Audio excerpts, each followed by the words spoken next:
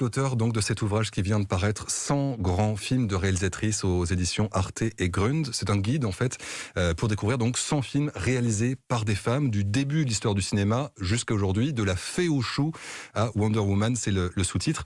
Mais avant de parler précisément de ces films, il faut dire l'intention de ce livre. L'idée, c'est de montrer qu'il y a un regard cinématographique féminin qui a été occulté, délaissé, et qu'il est essentiel d'avoir accès aujourd'hui à ce regard. Oui, enfin, en tous les cas, l'idée, c'est surtout de regrouper. En fait, les femmes dans le cinéma ont toujours travaillé dans le cinéma depuis le début. Alice Guy, notamment, fait partie des toutes pionnières. La seule chose, c'est que leur travail est complètement atomisé. Du coup, on ne le reconnaît jamais, en fait. Alors, quand vous posez la question à des gens en leur demandant, bah alors voilà, si vous aviez un film que vous préférez, ça va être systématiquement un film d'homme.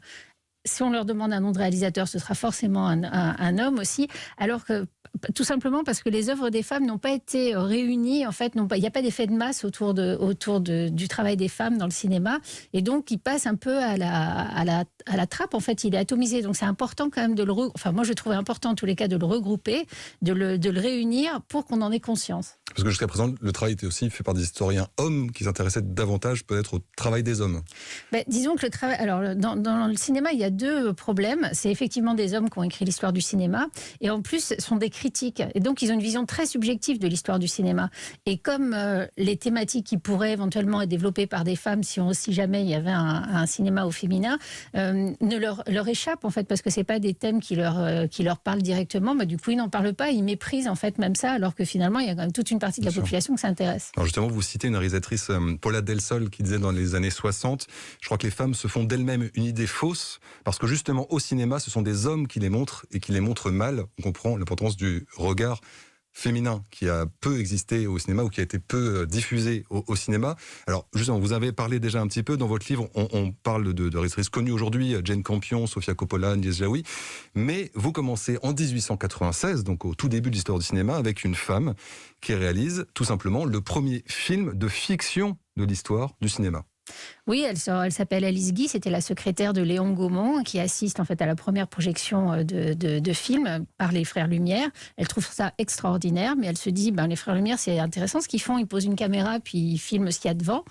Mais je pense qu'en prenant le même procédé, on pourrait raconter des histoires et filmer en fait des histoires racontées, donc faire parler l'imaginaire, et sans doute que ça parlerait à l'imaginaire des spectateurs et des spectatrices, évidemment. Elle propose ça à Gaumont, il dit oui. Et voilà, c'est comme ça. Et c'est donc elle qui, avec La Fée aux choux, en 1896, fait la première fiction de toute l'histoire du cinéma, ce qu'on lui attribue peu, déjà, et en plus, personne ne la connaît, en fait, Alice Guy. Alors qu'elle a une place centrale au début de cette histoire du cinéma. Fondamentale, c'est la pionnière à la vie la plus longue. En plus, elle a une carrière en France pendant 10 ans, mais elle a aussi une carrière aux États-Unis, ce qui est juste exceptionnel pour une pionnière.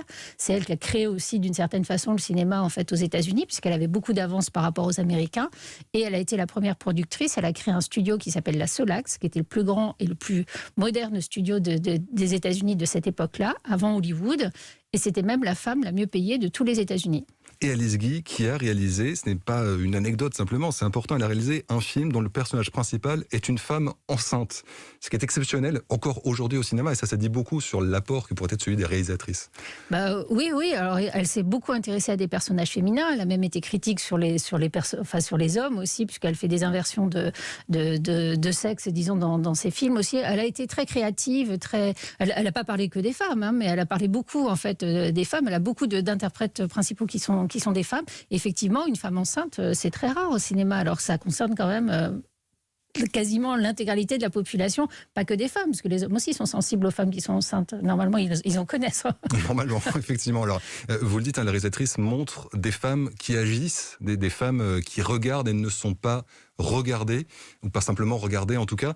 On le voit chez Agnès Varda, donc Léo de 5 à 7. C'est vrai aussi aujourd'hui dans Wonder Woman, on retrouve cette logique-là. Oui, en fait, c'est ce qu'on appelle le female gaze, qui a été développé par Iris Bray. Donc oui, c'est une autre façon de voir les femmes, c'est-à-dire de ne pas les sexualiser à outrance, en fait, en permanence, de ne pas en faire des objets de désir et de sexuel, et de pas qu'ils ne soient pas dans une stratégie de séduction du mâle qui, lui, a le rôle le plus important, en fait. Donc c'est une façon différente de voir les femmes, c'est-à-dire comme elles sont dans la réalité. C'est des femmes actives, des femmes qui pensent, des femmes qui peuvent faire tout un tas de choses, etc., et qui ne sont pas simplement l'objet du désir d'hommes un peu lubrique, quoi. En fait. Oui. Alors, il y a les thèmes abordés aussi par les femmes. Souvent, elles sont les premières à aborder certains thèmes, celui de l'homosexualité féminine, par exemple, la vie de femme au foyer, ou, c'est un sujet central aujourd'hui, le viol, la culture du viol. Vous parlez de ce film de 78 de Yannick Bellon qui s'appelle L'amour violé, avec Daniel Auteuil et Pierre Arditi qui débutait à l'époque. On l'a peut-être un peu oublié aujourd'hui, mais c'est un grand succès et c'est la première fois qu'on montre frontalement les conséquences d'un viol au cinéma. Oui, c'est ça. C'était un peu. Alors, dans les années 70, il y avait quand même tous ces mouvements féministes, donc c'est un peu la résultante de ça. Et d'ailleurs, l'actrice disait qu'elle avait tourné justement en étant dans cette logique-là, parce que le rôle était quand même assez violent. Mais effectivement, en fait, les femmes, elles ont été toujours cantonnées, les réalisatrices, elles ont été cantonnées à la marge dans le cinéma. Du coup, elles ont besoin d'être plus audacieuses, en fait, au moins pour sortir du lot et puis pour tenter de réussir à faire leur film. Et donc, effectivement, elles sont toujours à l'avant-garde des courants, à l'avant-garde de ce qui va se faire après. Et puis, elles traitent de thématiques qui sont jamais abordées par les hommes. Un homme aurait sans doute pas traité des conséquences psychologiques, disons, du viol sur une femme. En fait, ça lui serait même pas venu à l'idée. Peut-être qu'il aurait traité du viol, qu'il aurait sans doute un peu mis en scène de façon à ce que ce soit presque, disons, séduisant, enfin, ou je sais pas, enfin, un peu puissant, quoi, disons, dans cette relation-là. Mais c'est vrai qu'il s'attarde moins sur les conséquences psychologiques, ça c'est sûr. C'est parce que ça les concerne moins, tout simplement. Hein. Or, la représentation d'un phénomène comme celui du viol ou de la culture du viol, quand elle est représentée au cinéma, ça a forcément un impact aussi sur la vision qu'on en a dans la société, puisque nous sommes spectateurs tous. Mais c'est en ça que le cinéma est vraiment fondamental et important, c'est qu'il donne à voir en fait une représentation de la société, et on sait désormais que ce soit par la diversité justement, ou par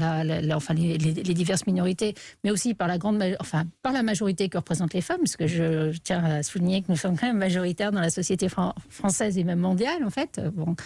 Et ça donne une représentation complètement tronquée de la réalité. Donc qu'on colle pas à la réalité qui fait pas forcément rêver, pourquoi pas, mais quand même que ce soit un peu plus proche de ça, ce serait quand même vraiment enviable. Alors on a parlé d'Alice Guy qui a inventé donc le film de fiction. C'est aussi une femme qui a réalisé les premiers succès de Charlie Chaplin, Ma belle Normand. C'est une femme qui a réalisé le premier film d'animation européen, Lotto Reininger. C'est une femme qui a réalisé le premier film expérimental américain, Maya Deren. Mettre en avant toutes ces pionnières oubliées aujourd'hui, est-ce que c'est une façon aussi de montrer la voie aux jeunes femmes ou aux femmes aujourd'hui qui, par exemple, voudraient se lancer dans un monde encore très masculin comme celui du cinéma?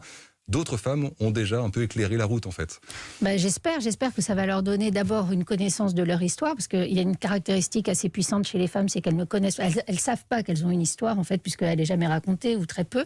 Donc ça va déjà les renforcer. Puis oui, évidemment, des rôles modèles, ça va au moins leur offrir la possibilité de voir qu'elles peuvent travailler dans des genres différents, qu'elles peuvent s'autoriser à franchir des limites, des frontières, et bien sûr à être audacieuses. Mais ce qui serait bien, c'est qu'elles ne soient plus que simplement audacieuses, qu'elles soient aussi intégrées en fait au système un peu plus largement, qu'on reconnaisse en fait vraiment la part de leur travail et de leur futur travail, évidemment. Alors justement, pour finir, on voit dans les dernières pages de votre guide qu'apparaissent des réalisatrices afghanes, libanaises, sénégalaises, zambiennes, saoudiennes ces dernières années. Est-ce qu'il y a un mouvement global qui est en train de se mettre en place d'affirmation du regard féminin à travers le monde? En tous les cas, ce qui est marrant, c'est qu'il y a en fait tout un tas de jeunes femmes qui suivent le conseil qu'avait donné Alice Guy, qu'il fallait qu'elle s'empare du cinéma, puisque c'était l'art qui était sans doute le plus proche d'elle, parce que c'est l'art le plus proche de la vie quotidienne, en fait, tout simplement. Et ça, c'est partout dans tous les pays. Oui, enfin, alors en Asie, il y a encore des zones où c'est quand même un peu compliqué, mais quand même, notons par exemple que le premier film long métrage jamais réalisé en Arabie Saoudite l'a été par une femme, c'était Oujda, donc sur l'histoire d'une petite fille qui veut faire du vélo, et que c'est un film sur la condition féminine, donc c'est vraiment très important en fait, ça fait bouger les lignes. Encore une pionnière. Exact. Merci beaucoup. Une dernière citation pour finir. Vous donnez aussi celle de la réalisatrice Jacqueline Audry à propos d'un de ses films dans les années 60, l'un des premiers films où n'apparaissait pratiquement aucun homme. Elle disait « Si seulement les hommes pouvaient se donner la peine de comprendre ». Voilà une citation qu'il faut retenir, notamment dans le domaine du cinéma. Merci Véronique Lebris, donc 100 grands films de réalisatrice. C'est aux éditions Arte et Grunz. Merci beaucoup. Merci à vous.